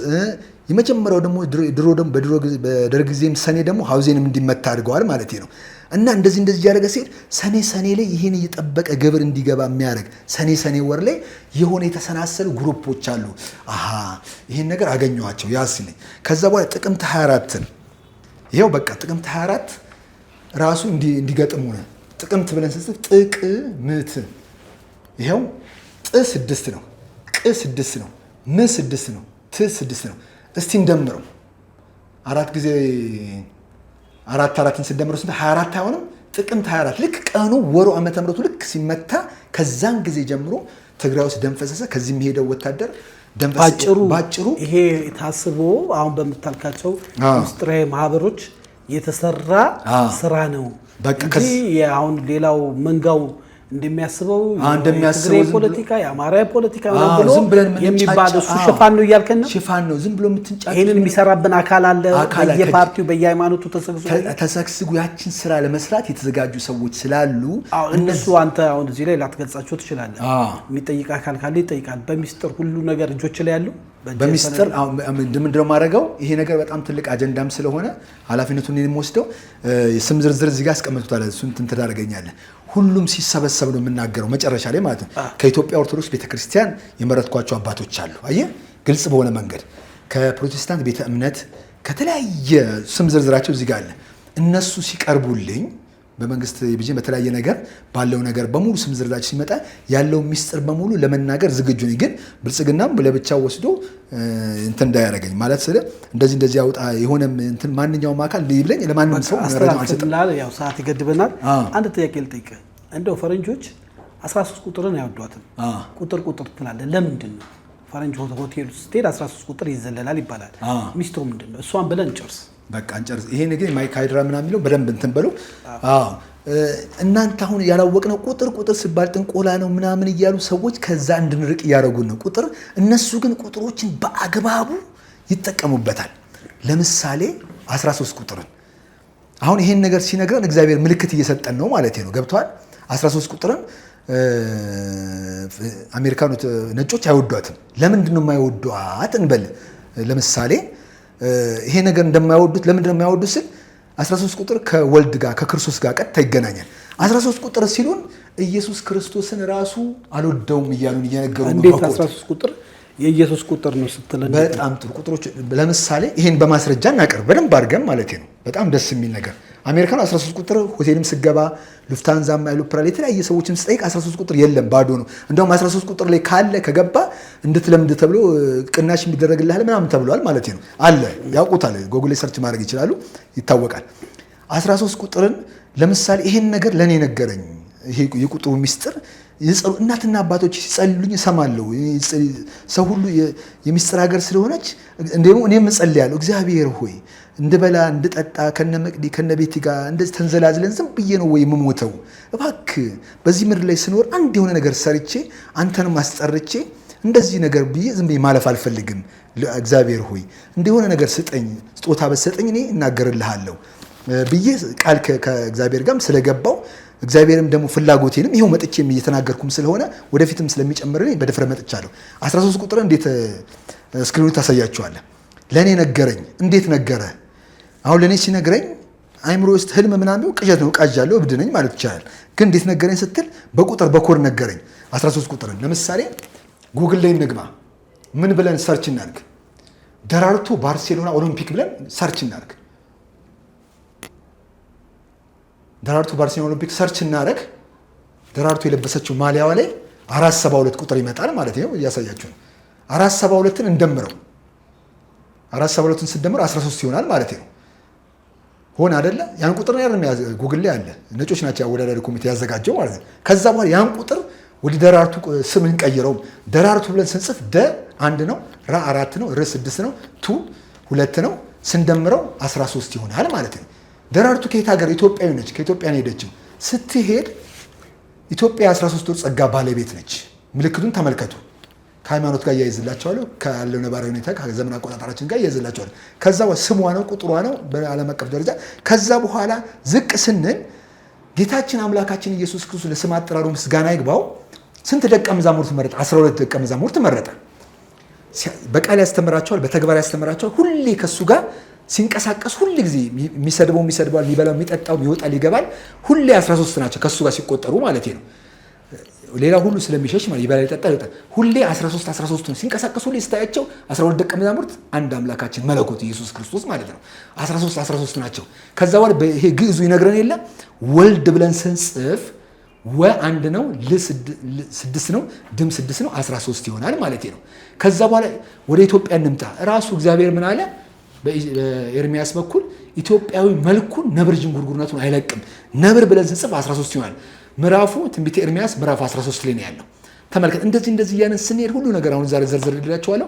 በዚህ መሰረት ከመጽሐፍ ቅዱስ ከሀገራችን ነባራዊ ሁኔታ ደራርቱ ግለሰቧ የሄደችበት ቦታ እኔ የማደርገው ቀማሪው ለእኔ ብቻ እንደዚህ ታይቶኝ ይሄው ጉግል ላይ እዩት፣ ስሟን እዩት፣ ይኸው አስቀምጦላችኋል። ይሄን ፈትኑ እዩትና ለሚቀጥለው ደግሞ ጥያቄያችሁን ሰብሰብ አድርጋችሁ በደንብ አድርገን መተን ወደፊት 2024 ላይ የሚሆነውን ነገር ይኸው በዚሁ ወደፊት የሚሆነውን ነገር ይታወቃል።